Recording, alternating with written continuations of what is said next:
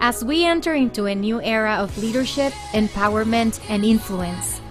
In this season 2 of Transcend with M, we want to highlight the power that lies underneath us, underneath you. On this new season, we will showcase true stories about women who, one way or another, are exercising influence by tapping on their strength and their own story.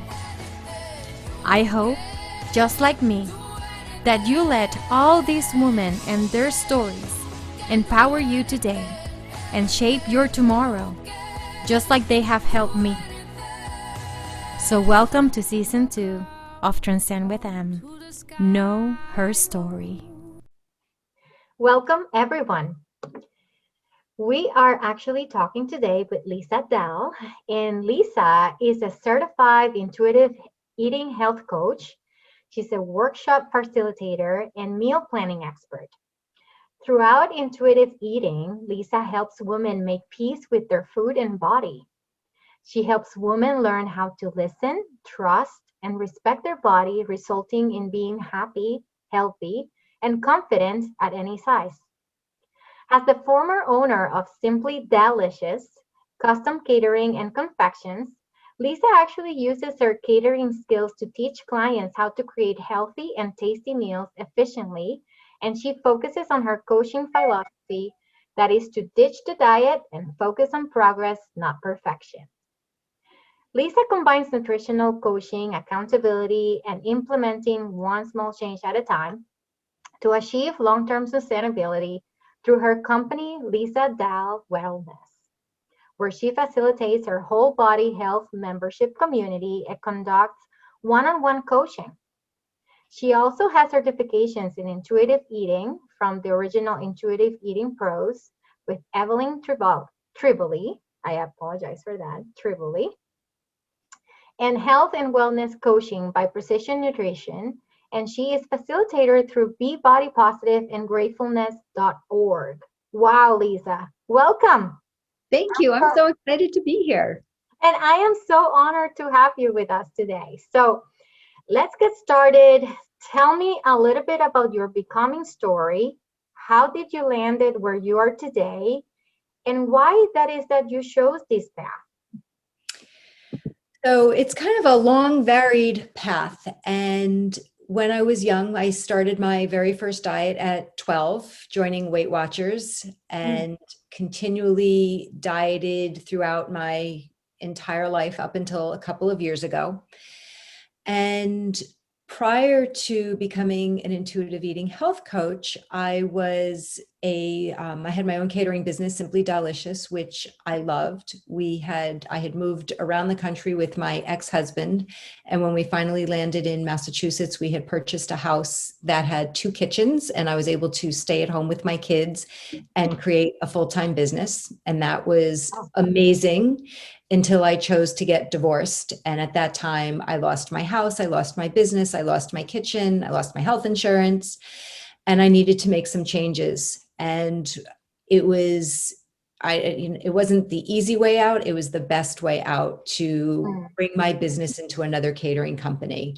Although I knew I wasn't going to love it, it's really what I needed in terms of just some financial stability and to be able to manage all the other chaos that was going on around me. And I did that for a few years, and I knew that it was not going to be a good fit, and that proved to be correct. I lost my love because I was creating food. I wasn't creating the food. I was just kind of the manager, putting things together, doing things, and really following somebody else's passion and dream that had nothing to do with what I liked or didn't like. And it just was not a good fit. During that time, my personal life changed, and I met my partner, who I've now been with. It'll be 10 years in May. And when we chose to live together, I was given the amazing gift of time. And I quit my job on a Friday, and I went back to school on a Monday. Wow. I received it was kind of crazy. I received my personal training certification, and from there received my first health and wellness coaching certification.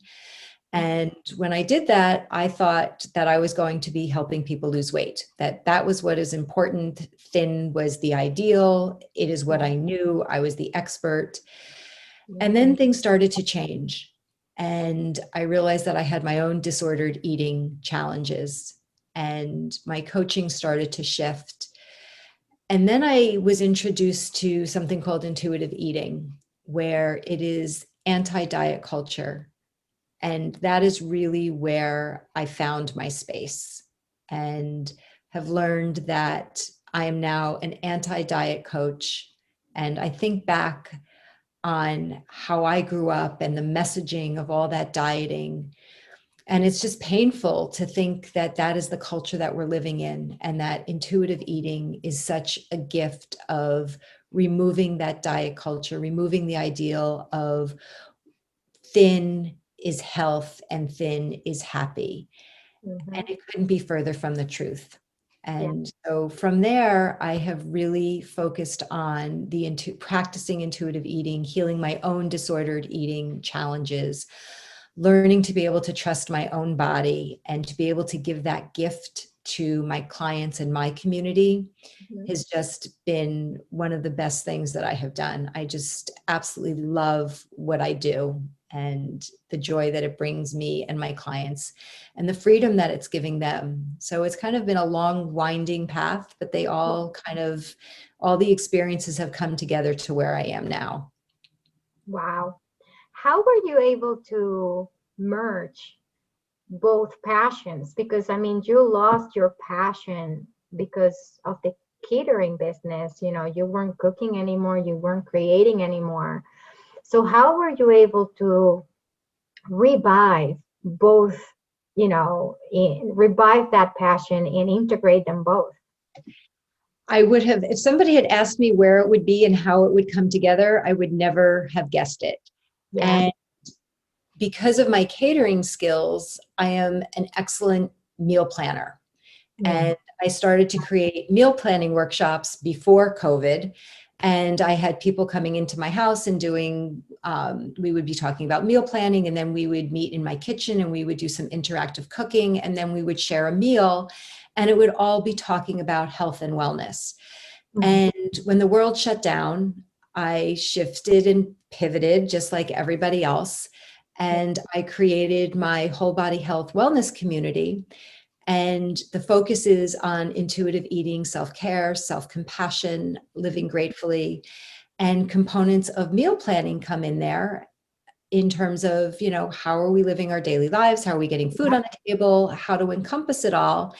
And I have brought in once a month, we do virtual cooking in my whole body health community. And we just did it last night. So it's fun. And the women come, they either can cook with me, or you can just bring a glass of wine and sit back, enjoy, be part of the connection in the community. And it's a fun component. That's amazing. So tell me how teaching people how to eat well and how feeding people makes you happy. And I only ask this question. It has nothing to do with, the woman, the empowerment or nothing. But I only ask this question because for me, I love to cook. But I love to cook to create happiness. When I feed someone my food, it makes me happy, because that's just, I think it's a cultural thing for, like, I'm Puerto Rican, and I grew up, like, if I went to visit my aunt, they'll feed me. If I visit my grandmother, they'll feed me. And I associate food and feeding others with happiness. So can you tell me a little bit, if anything at all you can associate with that, or if that, it's a resemblance of how do you feel when you are teaching others how to take better care of themselves and how to cook better? So food is love. I mean, food Right? is so many things. And, you really hit the nail on the head. I mean, part of catering was my joy of cooking and sharing. I mean, Yeah. I grew up in a family where we shared dinners together, we shared holidays together, and it was all about the food. Yes. And in between, there was those mixed messages of, well, I shouldn't have this and I shouldn't have that, and this is good and this is bad, and it's not on my Weight Watchers, and how many points. Yeah. And it got all mixed up and jumbled. Yeah. And I would do a lot of cooking and a lot of giving, not a Mhm. lot of eating. And Interesting. there was many years where I did not eat bread. I didn't drink wine. There was so many lists of foods, of good foods, bad foods. And through healing my disordered eating and intuitive eating, I've come back to food is love, not only for the people that I cook for Yeah. or with, food is also love for myself. Right. And that's the joy of intuitive eating, is that you give yourself unconditional permission to eat. So you enjoy without the guilt and the shame. Bringing it back, you also learn to eat without restriction and deprivation. And Mhm. listening to your body, all foods are neutral, all foods are on the table. How does that food make you feel? How much of it? So not about it's a 4-ounce portion.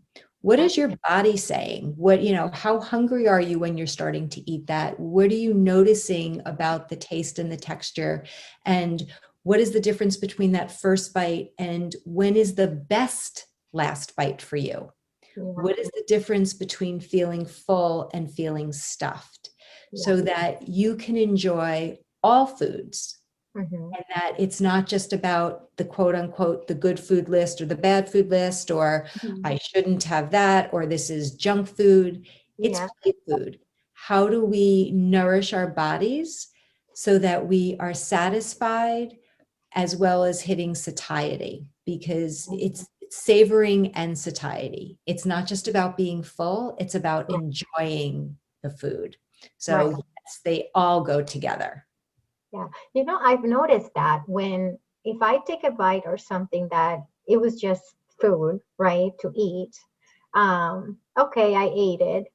But then if a smell of something comes that I really want to eat, that I know I really gonna like, I become hungry again. So even if I'm full, because I didn't enjoy that, I still want to eat something that I enjoy. What does that mean? It means that you're listening to your body and being aware. And, a perfect example is you smell something that is delicious. You walk by a bakery and you want that cookie or that loaf of bread. Mm-hmm. There's the part of you that says, well, I shouldn't have it. And I'm going to have this instead. And I'm going to have this instead. And I'm going to eat that instead. And then at the end of the day, you still go back because that's still on your mind and you still want it. So by satisfying that, what your body, listening to your body, if you just go for what you want Mm-hmm. and don't put it on a pedestal, you're going to eat a quantity that makes you feel good. Yeah. So because when you deprive or restrict, I know you said you have a 9-year-old daughter. Think back when she was little and she wanted a toy and you were done. You moved the toy, you didn't want to look at it anymore. And by taking it away, she wanted it even more. And she Yeah. was relentless until she got it. Our bodies are no different. When you take food away, that's when our bodies want it more. When people say, well, I eat, like if I have permission to eat that, I'm going to eat the whole thing. Yeah. And the reality is that that's not true. Mm-hmm. How are you starving your body? What is your restrictions? What is your deprivation? What is your relationship with food? Because I can guarantee you that if you gave yourself permission and chose to eat a pound of M&Ms every day for 30 days, you probably don't ever want to look at that M&M again. No. So by giving yourself permission to eat through a practice called habituation, you will eventually want to have variety. And think about, that pound of M&Ms, how do you really feel after you eat that? I know I'm fine. I can eat a handful of M&Ms. If I go over, if I eat 2 cups of M&Ms, I'm going to feel like crap. And I don't want to feel that way. Mm-hmm. And intuitive eating is a practice. It's not something that you get right 100% of the time. Mm-hmm. There's a lot of challenges. What are those gifts and opportunities? What do you learn from when you have those obstacles? And it's not failure. You can't fail intuitive eating. It's not like a diet where you're on it or off of it. Right. It is a practice that you keep going back to so that you can learn how to listen, trust, and respect your body over time. Yeah. So you did just mention something very interesting, and it's about the shame that we feel. By coaching women, what have you uncovered that we carry over time? Because we all, even if we're beautiful, whatever shape or form we are, we still feel shame for the way that we look or the way or what we're eating. So through your journey of, supporting women and getting them to a good place, what has been your experience with shame, from a wellness perspective? It's really working on your mindset Mm-hmm. and breaking away from what the constructs of what society has told us, because that's really not true. We are all told that you need to look this way, you need to behave this way, you're bad if you eat this, you're terrible if you eat that, this food's going to kill you. Mm-hmm. Starting to question, viewing things with curiosity versus judgment, asking yourself, is that true? So it's really, it's so much more. It's not just about that food or that donut. It's about our mindset and our relationships with our bodies. And how do we get to discovering what our authentic beauty is? Yeah. We are just this vessel. Like, we have no control what we landed in. Right. How we look is not a behavior. Our Yeah. choices are our behaviors. We can't change our DNA. I'm 5'5". I can't change that. My Yeah. foot is a size 8. I can't change that. Mm-hmm. Just like unless I am constantly, focused on how much I'm eating and weighing and measuring, I Mm-hmm. can't change the shape of my body forever. It's not sustainable. I have been there. I have been here and I have been here. And how do we change our relationship with discovering what makes us feel good, what makes us feel energized, what makes us feel confident? Mm-hmm. Those are the things that really matter. And how do we change the culture? And when I talk about intuitive eating, it's really being anti-diet. And the words that I've started to use is, let's make 2021 the year of the undiet. How do you how do you make you be the expert on yourself? Mm-hmm. If you look at, your culture, you're from Puerto Rico, like your genetics are different than my genetics. And how do we make peace with saying, you know what? Like, when I think of my grandmother, like, what did she give me? Well, she gave me saggy boobs. That's the reality. I remember being little and she would be in a tub and she would lift up her boob and she would wash, and I would be like, oh my God, like, where does that come from? And now, like, I'm 55 and I have nursed 2 children and they're grown and I have saggy boobs just like my grandmother. It is so funny you bring your grandmother, because my grandmother from my dad's side, I remember every time I visited my grandparents, we all lived very close in Puerto Rico. Like, I could walk to my grandparents, and there was this picture. They love having pictures of all the family. And, it's this picture of my beautiful and gorgeous grandmother on her wedding dress with my grandfather. And she is tall, she is slim, she has this beautiful hair, but I've never met my grandmother that way. My grandmother actually shrank a little with time, so she was probably 5'1". But on that picture, she looked taller than that. She was chubby. She had white hair. So what I always tell everyone, it's like, hey, at some point we're all gonna look like grandma.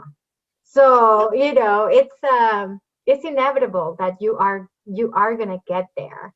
And why deprive yourself from the things that you like and love? Just we're gonna get there anyways. We embrace our children as Yes, they grow and their bodies change. yes. Where did we shift to, Who's that? Yeah. to be negative about our pregnant bodies or our post-pregnant bodies or premenopause or post-menopause bodies? Where did that become shameful? And Right. there's certain things that we can't change. Mm-hmm. And no matter how hard you try, you Yeah. can only restrict and deprive for so long because our bodies are screaming to feed me. Right. They do not like to be starved. A dieting body is a starving body, and a starving body is going to rebound with vengeance Yeah. when you can no longer do it. That's true. You did mention that you were 12 when you started your first diet. With what you know now, what will you tell your 12-year-old not to do? Oh, just to be. Just your self-worth is not tied up in the vessel in that you carry, and that it is not a comparison game, that we all are, marginalized bodies, all bodies, Yeah. all people need to be respected, no matter what your culture, your color, your body size, your disability. How do we respect all bodies and embrace and enjoy and not spend so much freaking time thinking about the size of the clothes, how you looked, what to wear, how Yeah. you compared to whoever was next to you? Mm-hmm. And that was what I grew up with. Yeah. And it's taken years to undo all of that. Mm-hmm. The best thing that I can tell people is to, keep your crazy messaging to yourself. Don't pass it on to your children, and deal with it. It doesn't have to be that. Get rid of the food police, manage your emotions, understand the relationship, because it is a long year. I think I dieted for 50 years, not 50 years, but 40 years Yeah. of trying to figure out, and there were some years that were great where I, was, X, and then all of a sudden you turn into Y, and then you have to deal with that whole roller coaster. It is Yeah. actually, there's science behind the fact that it is unhealthier to diet than it is to learn how to Control. stay neutral and to Mm-hmm. just nourish your body with foods that make you feel good, movement that makes you feel good, not movement that's constantly going to shrink your body that you can't do. Mm-hmm. How do you learn to be comfortable in your own skin and confident with choices and behaviors that make you feel good? How do you raise the vibration within yourself? Yeah. How did you find the courage to get out of that? How did you, what was the make or break? Like, how did you came to the conclusion, like, this needs to end and I need to blossom into something new, and I need to help other women blossom into their potential and help them overcome, these obstacles? It really was gradual. When I was originally health and wellness coaching, part of the program that I used was that they would, give weights and measurements on a weekly basis. And all of a sudden I realized, like, is that their success, my success? And I started to just say, you know what, let's take weight off the table. And it was a relief for me because I started to learn that I can't be responsible for somebody's weight loss. Yeah. I don't know their full history. And if you have been restricting, you're going to, where you come into the game Mhm. will determine what happens. So I don't know everybody's diet history. I don't know everybody's DNA. There's so much Mhm. I don't know. What is their stress level?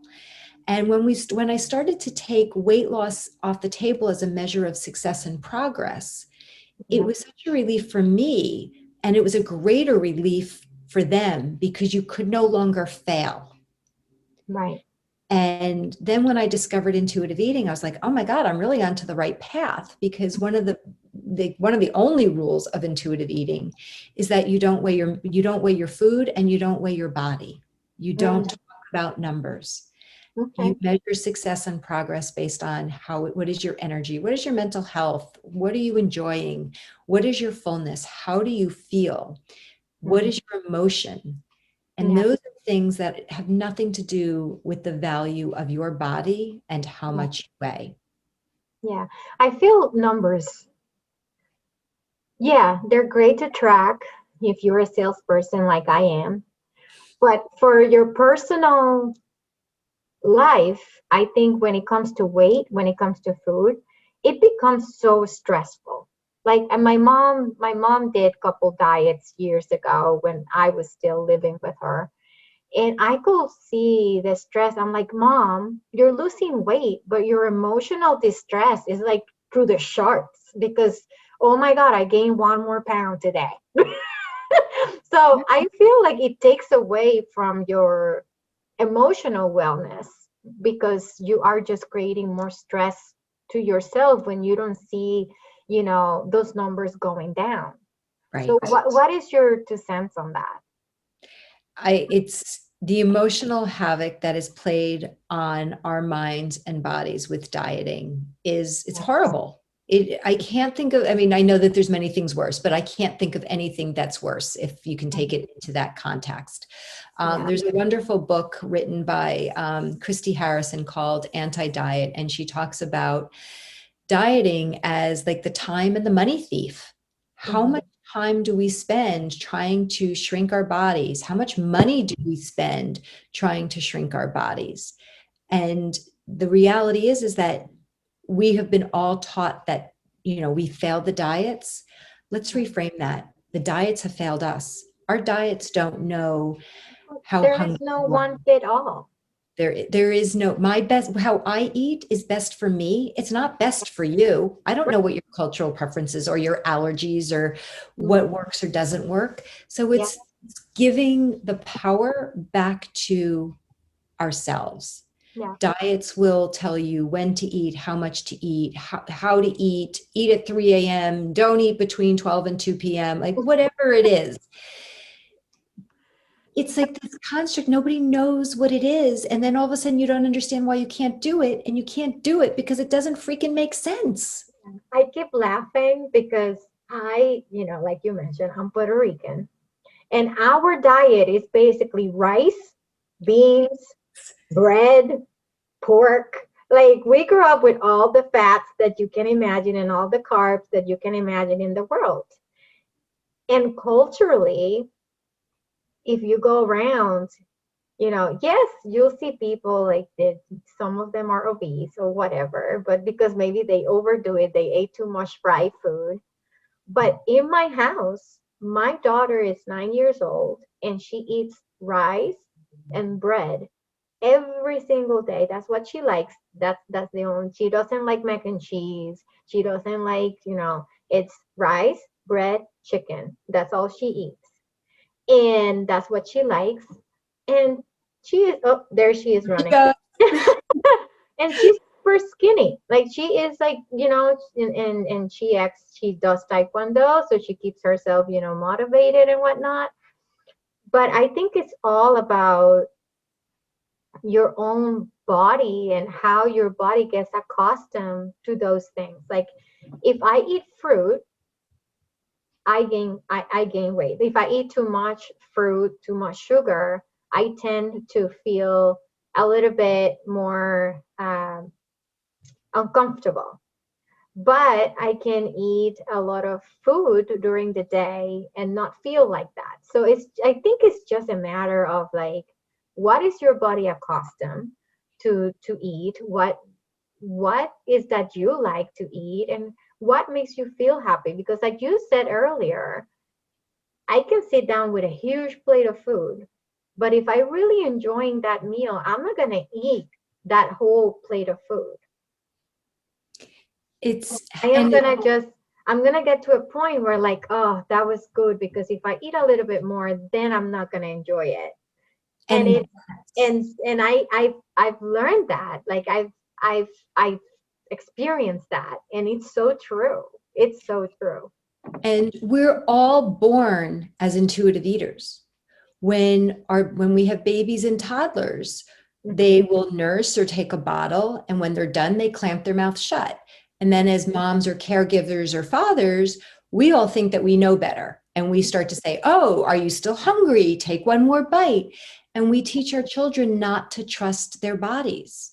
Mm-hmm. So teaching and working with intuitive eating, it's really helping people go back to their origins to be able to clue in and be quiet and mindful to understand what are those signals that our bodies are giving us. How can we empower more women to take this step and to have the courage to get there? It's a really great question. And it's hard because dieting is security. Mm-hmm. It's what we know. It's comforting. It's that it's following the rules and the regulations until you can't do it anymore. Right. And you really have to start to ask yourself why. Mm-hmm. And when you ask yourself why, you really, we all think that it's about the number on the scale. And the reality is that it's not. Mm-hmm. What is your why? And how do you discover what it comes down to? And often it has to do with confidence. Mm-hmm. And so true. And that's, that really, when you dig deep, people want to be healthy. They want to be confident. Mm-hmm. When you look at health and confidence and separate it out, because that number on the scale does not equal either. It is the actions that you take that make you healthy, that make you confident. It has nothing to do with that scale. So it's really about mindset and being open to start viewing yourself and your life and your choices with curiosity and not judgment. It's getting rid of, oh my God, I'm such a horrible, bad person because I did X. Yeah. What did you need? Take that step and ask yourself, what do I need? Is it emotion? Is it boredom? Is it stress? What's going to fill that, so that you create a toolbox of things other than food? So it's, and I think, you just hit it on the head, is the judgment. We're all, it's kind of contradicting, right? Because we all want to live free. We want to feel good. We want to live the best that we could and look the best that we can for ourselves. But in reality, I think more than 98% of people and women still living for others because they're afraid of being judged of how they look or what they're doing. So I think that word is so powerful, because we don't need anyone's approval. We don't have to be judged. We don't have to worry about being, judged out there or judgmental towards others either, in order to create happiness for ourselves. And I think that's I wish more people carry that message. you really hit the nail on the head. And I think about women who are uncomfortable of being intimate because of how they look. Yeah. And their partners have chosen them not because of how they look, or at least I hope they haven't been chosen because how they look. Mm-hmm. Our relationships are hopefully so much more than that superficial visual. Yeah. And when you learn to listen and trust your body, you start to have that confidence, and you remember in those relationships that this person loves you or wants to be with you because of who you are from the inside out. not from the outside in. We spend more time thinking about our bodies than other people think about our bodies. Right, right. And I think we are allowing and giving permission to others to do that to us instead of just, portraying our confidence around it. But in order to do that, I feel that women need to start loving themselves a little bit more, and portraying that love, and not doing the hair because of my husband likes my hair this way, or wearing these clothes because most people in my office wear those clothes. Like, just be comfortable, be you, and love yourself the way you are, because you're not going to change unless you're spending, thousands of dollars in surgery, which unfortunately is true out there. But just love yourself the way you are and be happy. And when you feel that way, when you love yourself that way, it's the only way that you can stop that judgment from happening. Right. And how do you set boundaries? Right. And that starts, and that can start with us. So when you see somebody who you haven't seen in a while, typically we say like, oh, you look so beautiful. You look so great. Did you lose weight? Did you do this? Did you do that? How about, I'm just so happy to see you. Right. Because we automatically bring in that judgment of how you looked before, how you look now. And how do we take a way to set boundaries for how we share compliments and what we're willing to receive? Yeah. How do you say, you know what, I really, please don't comment on this. That's kind of a trigger for me. Or I'm really working hard at being healthy, and that has nothing to do with my weight. Yeah. And that, and it takes practice. Like, those are words and sentences that you have to practice because they don't come easily out of our mouth. Now that you say it, I feel like a hypocrite because I do that a lot. And trust me, I gotta fix that with myself and towards others.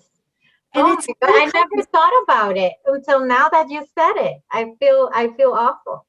And it's meant with love, and it's meant with good intention. And by no means do I get it right 100% of the time either. And I know because when we compliment people on their weight, we don't know, are they struggling with an eating disorder? We don't know what kind of stress they're having in their life. We don't know if they are have challenges with food scarcity. We have no idea what is causing people's weight to fluctuate. And if somebody is gaining weight, it's more of a trigger of what's going on in their emotional life. That's really the issue.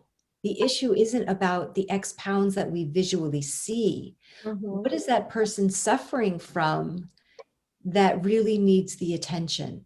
And it's not about, oh my God, you've gained so much weight. What's wrong with you?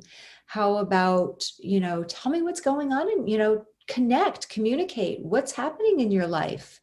What's going well? Where are you struggling? What are those challenges? Because those are the messages that we gloss over with saying, oh, you look good or you look bad. Yeah. It's so much deeper than that. Yeah, I think right now I am feeling encouraged to read a book that I bought a couple weeks ago, and I started reading it and I stopped because it's so raw that it was hitting on my soul.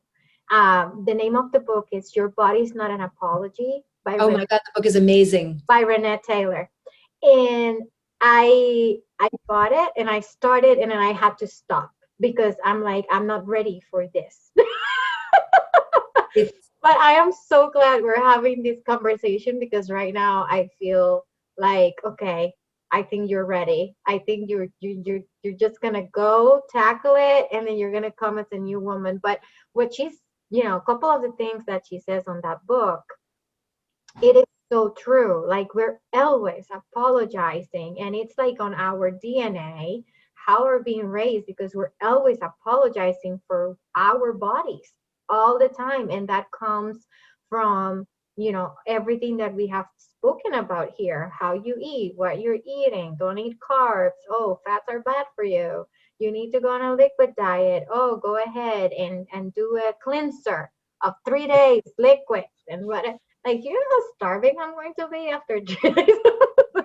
Like, one of my favorite things is, like, I talk about a self-care toolbox, and one of them, like my 4 top things for the self-care toolbox, is ask for help. The second one is dump the junk, which she talks about, is filling yourself with things that bring you up. What does your social media look like? Get rid of those things. The third one is progress, not perfection. And the fourth one is living gratefully. And how do you incorporate all of that? And all the things that you're talking about, that is what my whole body health wellness community is about. It is about all of these things that we have been talking about, and creating a safe, brave space where these topics are talked about. And it's not a quick fix. I'm not there to fix you. You're not broken.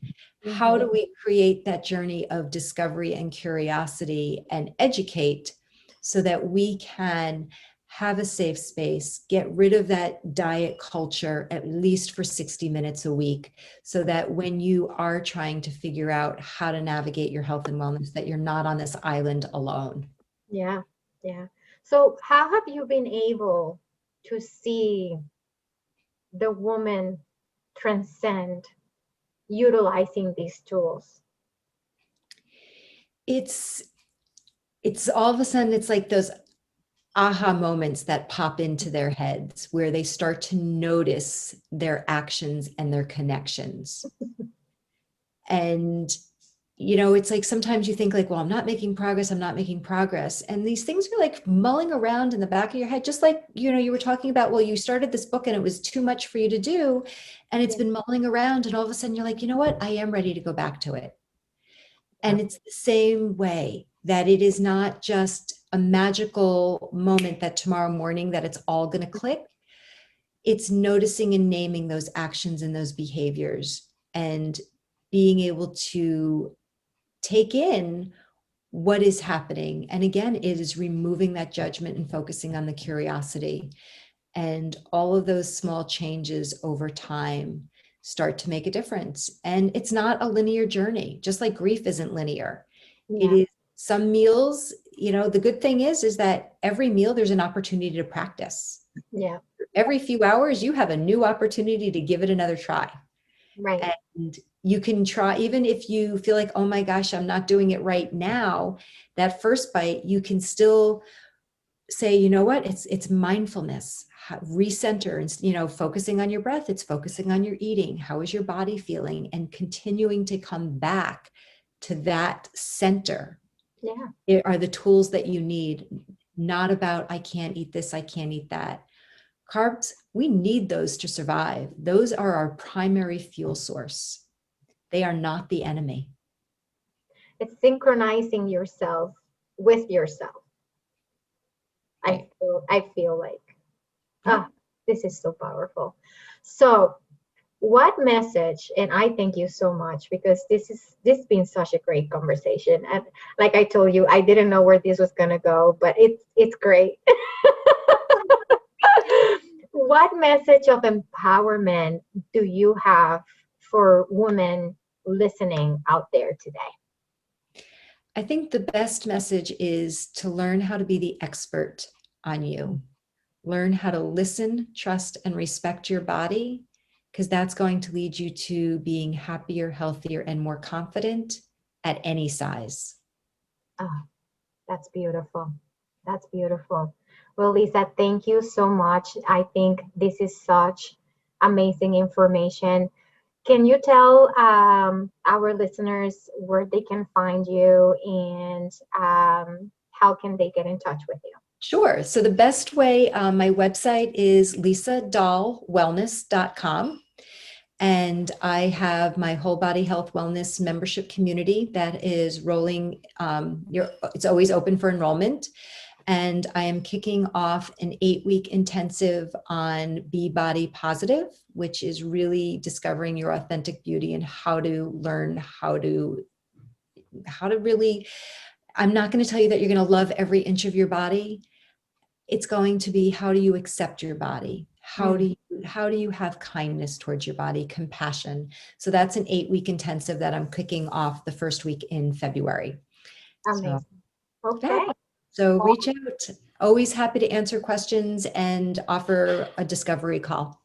Perfect. So are you ready for 5 quick hitters? Sure. All right, let's do this. Transcending is? Evolving slowly. What is your favorite food? I'm going to say sushi. Oh, love it. Favorite music? Oh, I'm not a music head. That's always one that stumps me. Ah, okay. Well, do you enjoy music at least? I do. I love it, but I can never remember lyrics. I can't remember artists. And my daughter is a total music head. My ex-husband was a music head, and I think they shamed me into just tuning out and just listening. So, right. That's okay. What is your favorite book so far? Right now, my favorite book is actually called Wake Up Grateful. And it's beautiful. And it's really like some of the lines, it's written with such beautiful words and messaging. And the biggest thing is that it's one thing isn't this or that, it's an and. So life can be messy and magical. Life can be disappointment and discovery, that we can have all of those things at the same time. You may not see it at the same time, and it's still there. So right now I'm reading multiple books, but that is one of my favorites right now. And I just actually gave it as a gift because that is how much I love it. Wow, that's great. What is your, or who is your favorite woman influencer and why? Right now, I'm going to say the person who really has made the biggest impact on me is Evelyn Tribole from Intuitive Eating, and how she has taken 25 years and really changed and is changing and evolving what the world looks like in terms of diet and anti-diet and acceptance based on science. It's not woo-woo. It is not make it up. Yeah. And she has just made the biggest impact on how I treat myself and how I work with my clients. So right now she's top of my list. Nice. Beautiful. So thank you so much again. I really, really enjoyed this conversation. I hope this is not the last time that we collaborate. And I look forward to continue learning from you. And, I think I'm ready to start, getting on that journey as well. So hopefully, like you said, it's not linear. It's not something that happens overnight, but, awareness about acceptance is something I've been working on for a long time. And I think more people needs to hear it, and more people needs to walk towards it. So I appreciate your time. Thank you so, so much.